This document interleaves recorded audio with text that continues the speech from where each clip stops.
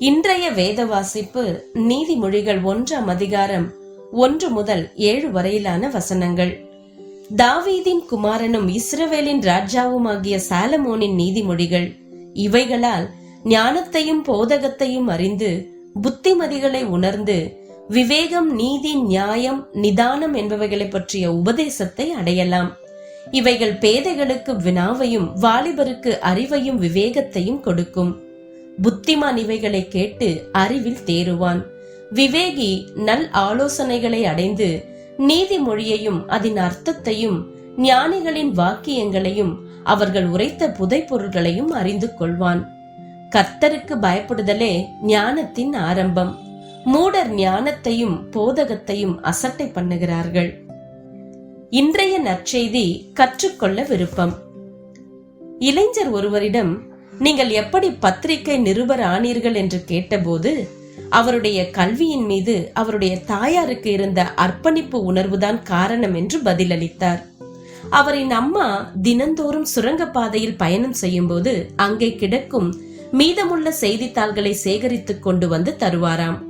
அவருக்கு விளையாட்டு செய்திகளை விரும்பி படிக்க பிடிக்கும் என்றாலும் அந்த செய்தித்தாள்கள் அவருக்கு உலக அறிவை அறிமுகம் செய்து வைத்தது.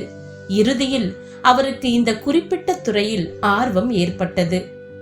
குழந்தைகள் இயற்கையாகவே கற்பதில் ஆர்வமுடனும் விருப்பத்துடனும் இருக்கிறார்கள். வேதாகமத்தை சிறு வயதிலேயே அறிமுகப்படுத்தும் போது தேவனுடைய அசாதாரணமான வாக்குத்தத்தங்களும் வேதாகம கதாநாயகர்களின் உற்சாகமான சரித்திரங்களும் அவர்களுக்கு ஆர்வத்தை ஏற்படுத்தும். வேதாகம அறிவில் தேரும் போது பாவத்தின் விளைவுகள், மனம் திரும்புதலுக்கான தேவை, தேவன் மீது வைக்கும் விசுவாசத்தால் ஏற்படும் மகிழ்ச்சி ஆகியவற்றை குறித்து தெளிவாய் புரிந்து கொள்வார்கள். உதாரணமாக நீதிமொழிகளின் 1ஆம் அதிகாரம் ஞானத்தால் அடையும் நன்மைகளை பற்றி நேர்த்தியாய் அறிமுகப்படுத்துகிறது. ஞானத்தை குறித்த இந்த போதனைகள் நடைமுறை வாழ்க்கை பிரச்சனைகளுக்கு தீர்வளிக்கிறது. குறிப்பாய் ஆவிக்குரிய சத்தியங்களை கற்பதில் ஆர்வத்தை வளர்த்துக் கொள்வது விசுவாசத்தில் உறுதியாய் வளருவதற்கு வழிவகுக்கிறது. ஆண்டாண்டுகளாய் விசுவாசத்தில் நடக்கிறவர்களும் தங்களுடைய வாழ்க்கையில் இந்த தெய்வீக ஞானத்தை பெற்றுக்கொள்ள தொடர்ந்து பிரயாசப்படலாம்.